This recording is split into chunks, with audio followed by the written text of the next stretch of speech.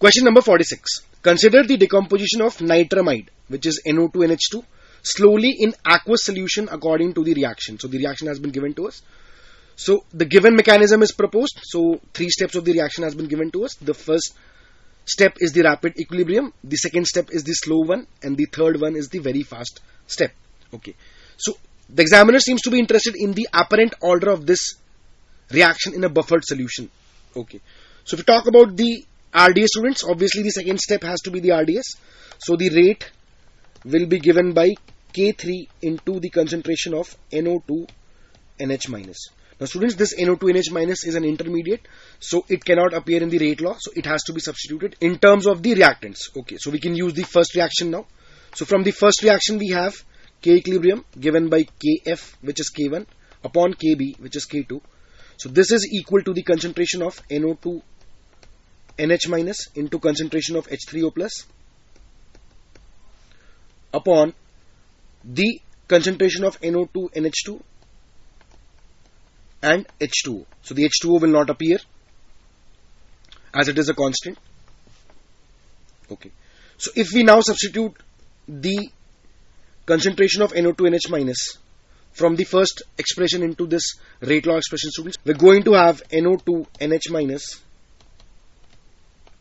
is equal to K1 by K2 into concentration of NO2NH2 upon concentration of H3O plus. Okay. So the rate expression will come out to be K3 into K1 by K2 into NO2NH2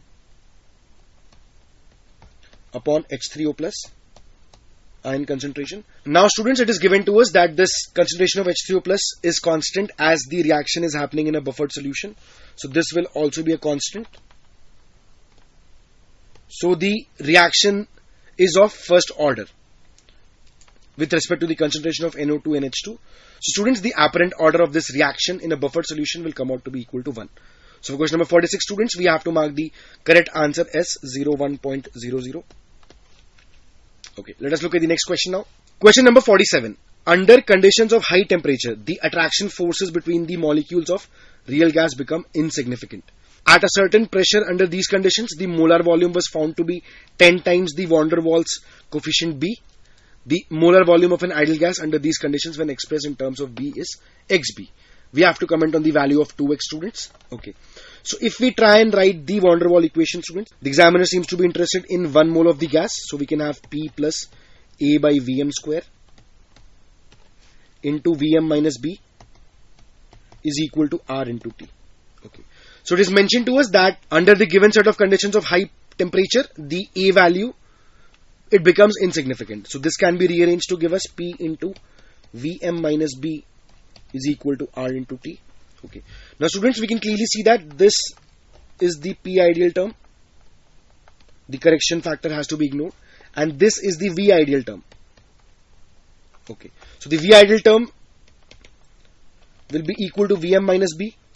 So students, if we talk about the value of Vm, it is given to us that Vm is equal to 10 times the van der Waals coefficient B. So 10B minus B will give us a value equal to 9B. Okay. So the ideal volume when expressed in terms of the van der Waals coefficient B is equal to 9B. So the value of X is equal to 9. And since we have to report the value of 2X, it has to be reported as 18.00. Okay. Let us look at the next question now. Question number 48. 0.6 gram of an organic compound, the molar mass has been given to us, it is 122, was combusted in excess of oxygen in a bomb calorimeter which initially contained 710 gram of water at 298 Kelvin. After the completion of reaction, the temperature was found to be 300.5 Kelvin. It is given to us that the specific heat of the water is 4.2 joule per gram per Kelvin and the internal energy change of the reaction is minus 3050 kilojoule per mole. The heat capacity of the calorimeter excluding water is X joule per Kelvin. The value of X by 100 is. Okay.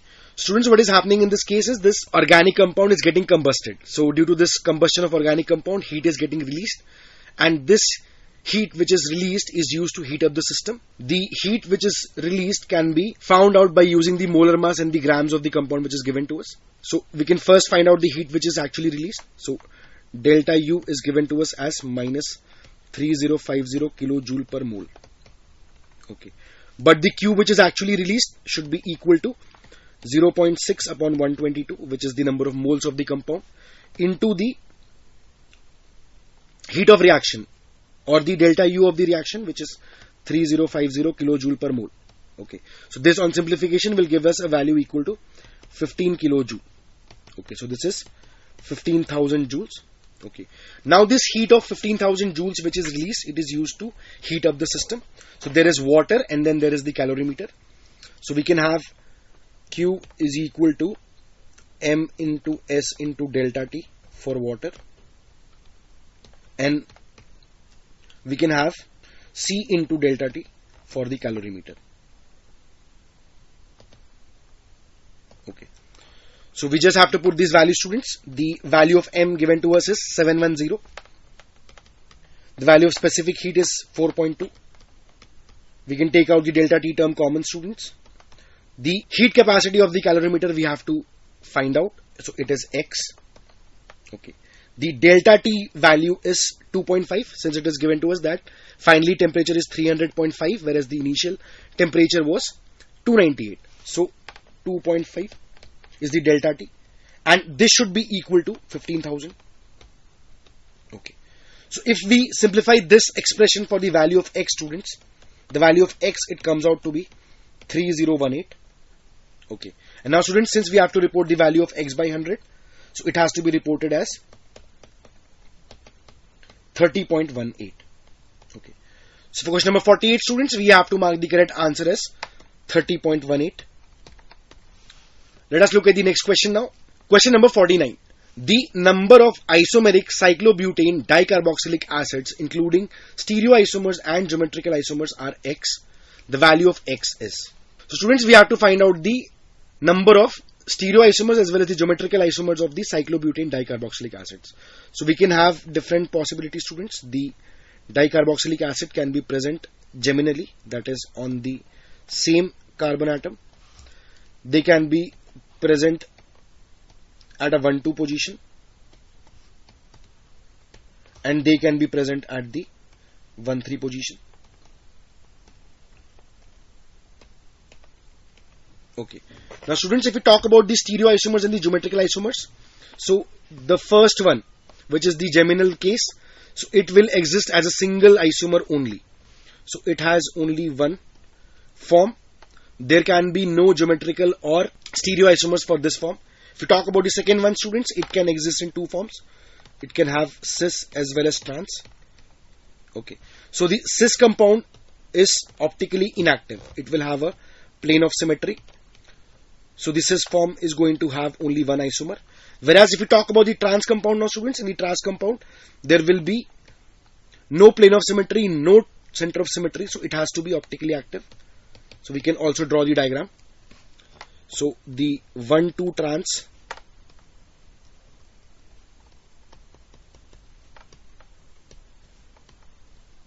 will exist as a D plus L pair. So there will be two isomers possible for the trans compound. Okay. So now talking about the third case, students, which is the 1,3. So it can also exist in two forms, the cis and the trans. Okay. And we can clearly see that this compound is going to have the plane of symmetry. So it does not matter if it is cis or trans. The plane of symmetry is going to contain both these COH groups. Okay. So both this cis and this trans are going to have the plane of symmetry, and they are going to be optically inactive. So there will be one isomer for the cis and one isomer for the trans. Okay.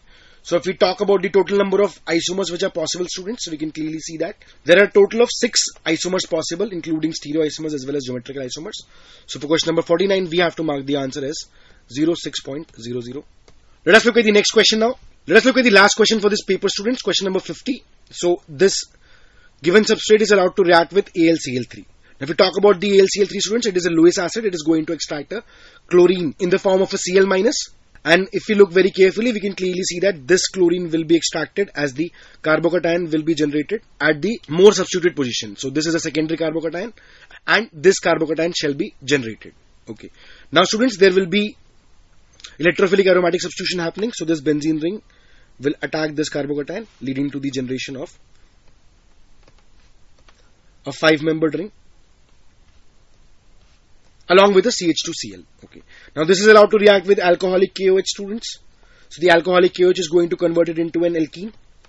So there will be E2 elimination happening and this compound will be formed. Okay. So this is now allowed to react with O3 in the presence of Zn. So reductive ozonolysis, O3 ZnH2O. It is going to lead to the formation of a ketone. Okay. So this is the compound C which is obtained. Now this compound C is allowed to react with ETONA. So the ETONA is going to extract the acidic hydrogen and generate a carbon ion, and that carbon ion generated will attack the benzaldehyde. So PHCHO.